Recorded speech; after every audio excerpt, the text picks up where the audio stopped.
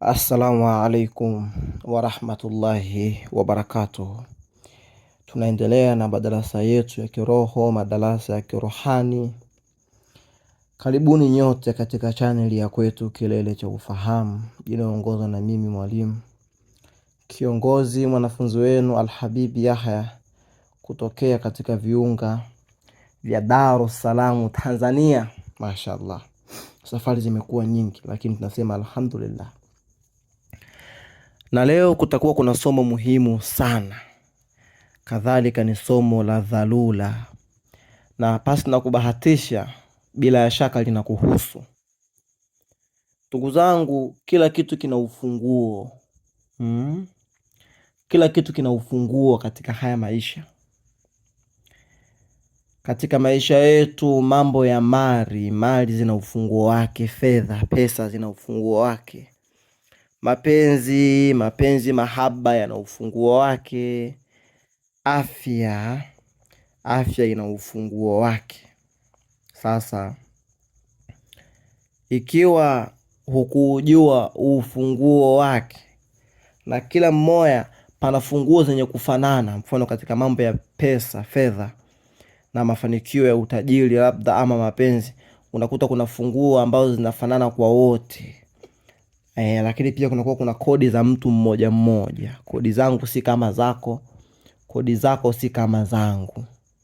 Sasa ikiwa mtu utatambua ufunguo wa maisha, au kile kitu unachokitafuta, umaarufu na ufunguo wake, mapenzi na ufunguo, ukajua ufunguo wa mapenzi, basi hayatakuja kukutoa mishipa ya shingo hata siku moja ukahangaika kuyalinda mapenzi, kuyapigania, ukahangaika kutafuta mali. Lazima ufahamu funguo. Na siku zote ufunguo kinakuwa ni kitu kidogo sana, lakini kinakuwa ni kikubwa kutokana na umuhimu wake. Au kutokufahamu. Kama tunavyoona, mlango mkubwa unaweza kuwa una kilo 30, kilo 20 mpaka 50, lakini ufunguo wake haufiki hata kilo 1, haufiki hata robo kilo, hata therusi. Ufunguo unaweza kufungua mlango, ukaweza kujua yaliyomo ndani. Sasa maana yake, pasi na funguo, hata mlango ule unakuwa hauna maana, hutaona kama una maana. Kwa hiyo funguo inabidi uheshimike kupita mlango wenyewe, kwa sababu mlango unaweza kuwepo anytime, lakini ufunguo unaweza kupotea, au usijue ufunguo hapa ni upi. Sasa kwa hiyo huu ulikuwa ni utangulizi kuweza kuona kwamba darasa hili lina umuhimu kiasi gani. Hasa katika siri za mafanikio, lazima mtu ufahamu kodi yako kupitia ufalme wako wa ndani. Katika ulimwengu tunaoishi, kila mmoja anaenda mbio kutafuta mafanikio kwa taratibu za kidunia. Utaratibu wa kidunia maana yake kwamba unataka mafanikio, fanya kazi. Unataka mafanikio, soma sana, utapata ajira ukipata vyeti. Unataka mapenzi, pendeza sana, jipulizie perfume, nyoa vizuri, utapata mwanamke mzuri. Unataka mume, pendeza, jipulizie vizuri, legeza sauti, utapata mume. Haya ni mambo ni mitazamo ya kidunia. Uone hasa wengi tunatafuta mafanikio, tunatafuta mapenzi na hata elimu kwa mitazamo ya kidunia. Watu ufikirie elimu inapatikanika kwa kukaa darasani tu peke yake. Mimi nakukatalia.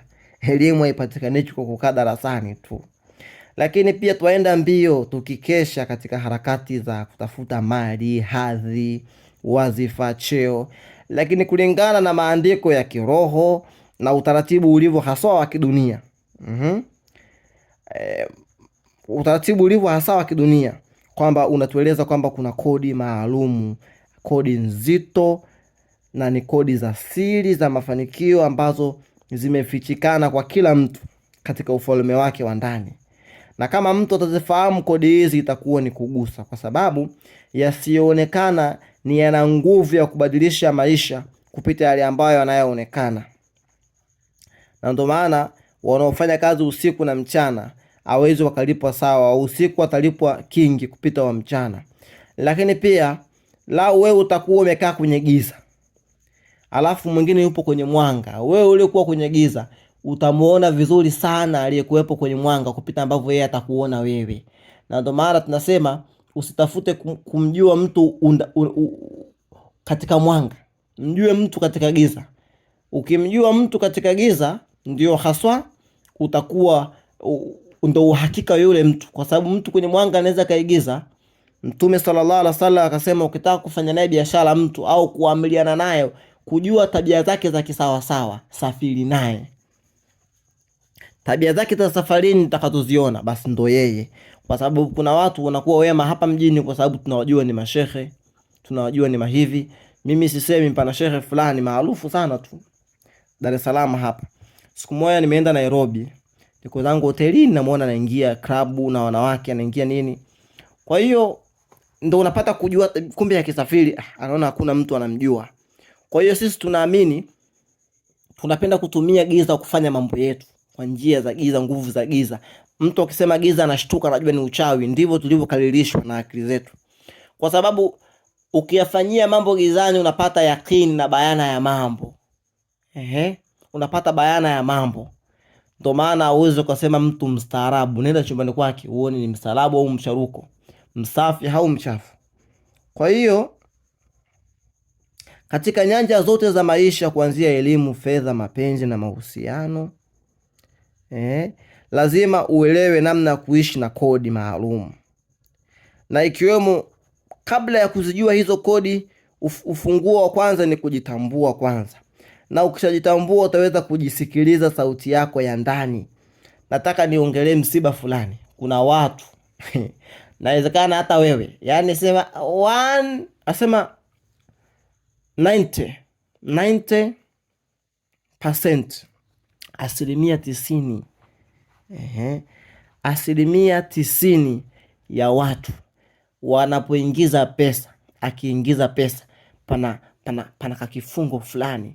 Yani ile pesa haiwezi ukaingia mchakato mwingine wa fedha ikaingia nyingi kama ile, au mfano wa ile, mpaka ile iishe. Yani ile kama leo umepata 100,000 ya Tanzania, ya Kenya, ya Marekani, yoyote, basi mchongo wa hela hauwezi kuingia mpaka ile 100,000 iishe. Yani akiitumia tu kazi zinaingia. Au ikitokea shida la kutokea tu limezuka, bwana kuna ndugu yako huko amegongwa na treni, pesa inahitajika. Ukisubutu kuitoa ile pesa, na mambo ndio yanafunguka hapo hapo, mpaka unashangaa Lakini sasa utakuwaje tajiri kama kinapitiliza unachokipata? Nilitarajia kama leo umepata 100,000 uiweke, umetumia 10,000, kesho kazi inaendelea, umepata nyingine, kesho kuta nyingine, tutakuita tajiri. Lakini hicho unachokipata akiingina kingine mpaka hicho ukitumie. Yani ushajijua. Na ndio maana kuna mwingine sema nisipotumia hela hivi haingii. Yani nisipotumia hela hii nyingine haingii. Kwa hiyo zinakuwa zinasukumana. Hayo si maisha. Hayo si maisha. Sasa lazima upate kodi halisi ambayo itafungua milango ya bahati na neema. Lakini kwa kukamilisha ufalme wa ndani kwanza awali, lakini pia kuunganisha na nguvu za ulimwengu wa kidunia. Yani nguvu zako za ndani na ulimwengu wako wa kidunia, ambao itakusaidia kuvutia nyanja za mafanikio katika nyanja zote. Yani kuvutia mafanikio katika nyanja zote za maisha, iwe mapenzi, iwe nini na kadhalika. Wakati huo na kodi zako ushazifahamu. Katika safari hii ya kina, tunasisitiza umuhimu wa kutambua ufalme wa ndani kama msingi wa mafanikio halisi. Hii ni zaidi ya kutafuta pesa tu, ni kuelewa na kuishi kulingana na kodi zako za kipekee. Maana watu wanajua kutafuta, kama kutafuta ni kupata. Kuna watu wameenda kutafuta tangia mwaka 90 na mpaka leo hamna kitu. Yani mpaka leo hawana mbele wala nyuma, si mbele mpaka nyuma tu, mpaka pembeni hawana.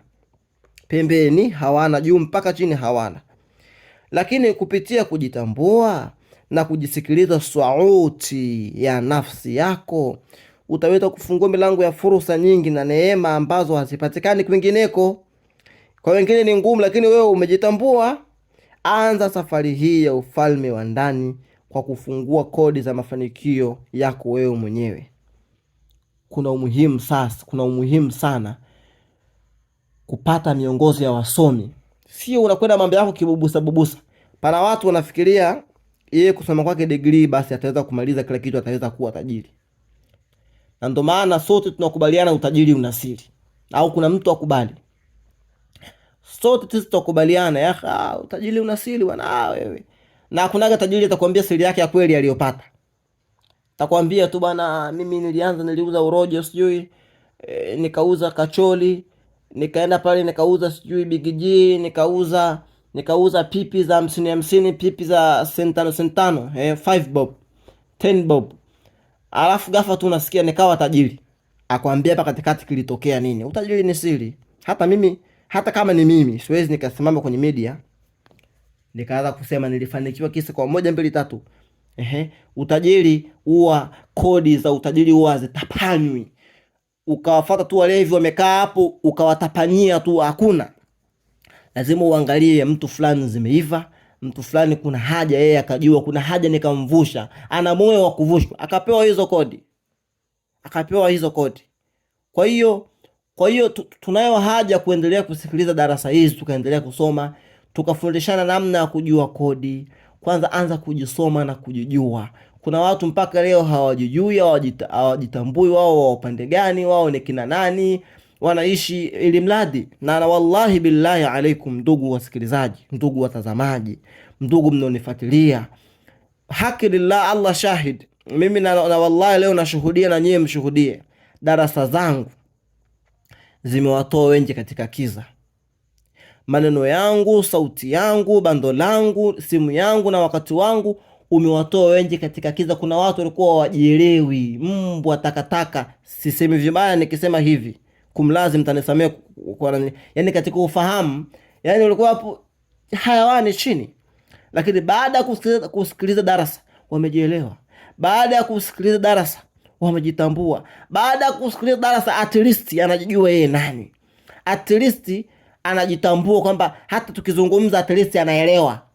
At least anaweza akajisoma, anaweza akajihisi. Kuna watu walikuwa wako mbali, wako huko chini huko mwa duniani, upenuni huko chini huko. Lakini leo wako juu. Yani hapa ukizungumza kidogo au yoyote akizungumza haya mambo anamuelewa pasi na kumfafanulia, kwa sababu amepitia katika darasa zetu. Hivyo nataraji Mwenyezi Mungu atusamehe tunapoteleza kukosea, lakini pia atulipe sie badari. Atulipe kwa sababu tunawasaidia watu, atulipe duniani na akhera, atutie peponi. Na nyinyi mtuombee dua, mtushike, mtusapote, mtuinue, na Mwenyezi Mungu atatusaidia sote. Kwa haya machache, minal ladhina yastami'una alqawla fayaktubuna hasana, walhamdulillahi rabbil alamin.